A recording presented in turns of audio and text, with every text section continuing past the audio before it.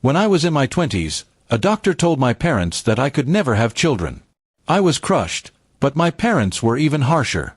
Instead of supporting me, they called me useless and treated me like a broken man. They told me no woman would ever stay loyal to someone who couldn't give her a child. Their words cut deeper than the doctor's diagnosis ever could. When I married Anna, I thought I had found a partner who loved me beyond my weakness. I had been honest with her about what the doctors had said, and she told me it didn't matter. For a while, I believed her. But as time went on, her behavior started to change.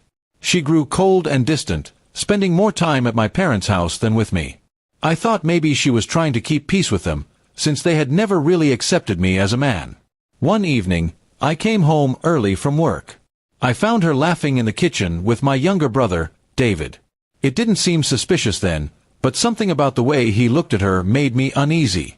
When I asked, Anna brushed it off, saying I was imagining things. I forced myself to believe her because the alternative was too painful. A year later, Anna told me she was pregnant.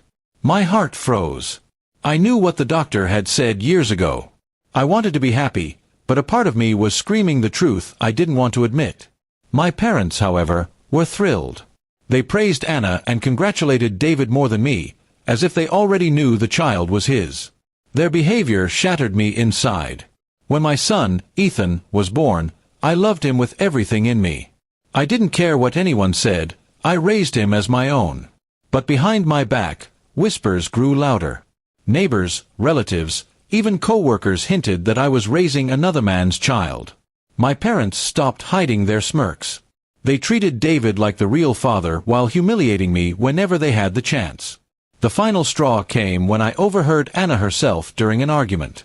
She screamed, "At least your brother could give me a child when you couldn't." That night, my world collapsed.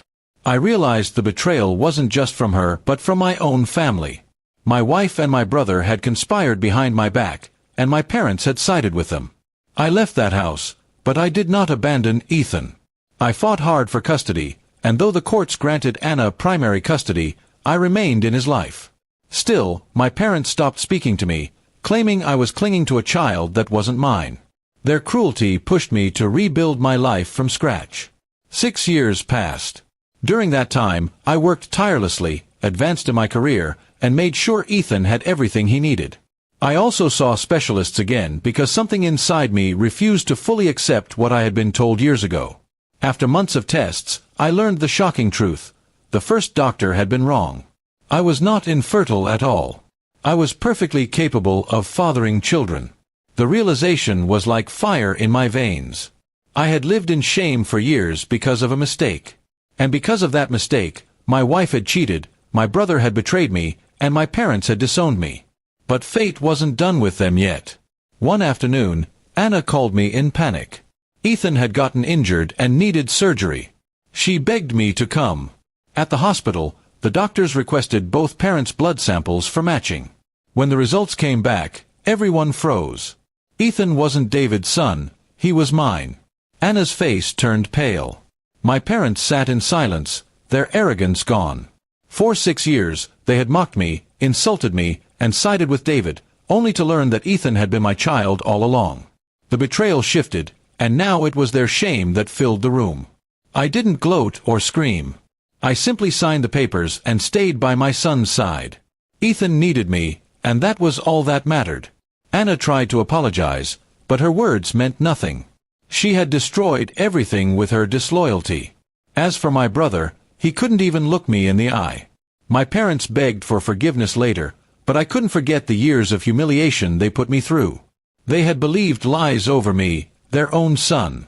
I told them plainly, "You lost me the moment you chose betrayal over blood." Today, Ethan lives with me full-time. He's my pride, my proof, and my strength. Anna lost custody after the court saw her deception, and David disappeared from everyone's life. My parents still try to reach out, but I no longer need them. I built my life back without their love, and I'm stronger because of it.